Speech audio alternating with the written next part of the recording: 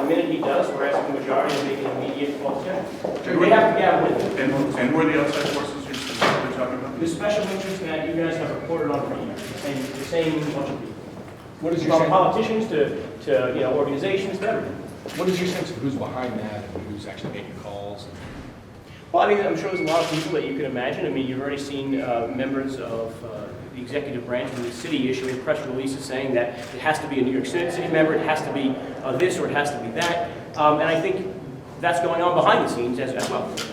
What is your sense of what's happening here and the time it's taking? I mean, do you think they're being deliberative or they're well? Look, you know, I'm sure it's going to take some time to elect the speaker, but, you know, we were here 3 weeks ago when we elected Sheldon Silver under the guise that he was going to continue for the whole year.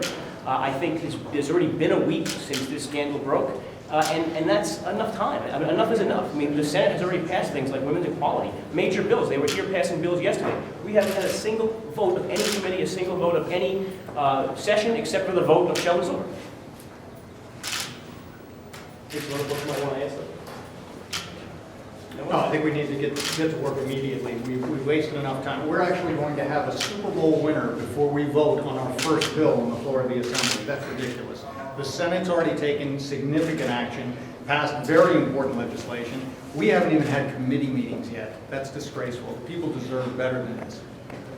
And I would just add, I mean, we certainly don't want the mayor of New York City handpicking the next speaker. We don't want the Working Families Party handpicking the next speaker. We want this to be an open and transparent process that's up to the members duly elected to the state assembly to make the decision who the next speaker is. And so our understanding is Silver is expected to step down at some point soon. And as soon as that happens, we need to go in and have a vote. Have any of you been approached to join any kind of coalition to get behind any specific person to be the next speaker? All of that would go through Peter Kolb, and as he said yesterday, talks are ongoing. What's not transparent about those meetings? But I mean, in all seriousness, what do you make of that just in the process of that being pulled up behind closed doors for 20 hours or something? Well, I understand that things have to be worked out, and they certainly have a right to do that. Our concern is who else is in that meeting, who else is making those phone calls, where else is this decision being made other than amongst the duly elected members of the Assembly. Can you guys say your names again, just real quick? Assemblyman Ray Walter, I represent Amherst and Pendleton in Western New York. Assemblyman Dean Murray, 3rd District, East Patchogue, Long Island. Joe Borelli, not Morelli, by the way. Borelli from Staten Island, 62nd Assembly District. Assemblyman Phil Palmisano, Southern Tier Finger Lakes Region 132nd Assembly District. Assemblyman Andrew Garbarino, 7th District, and 7th County.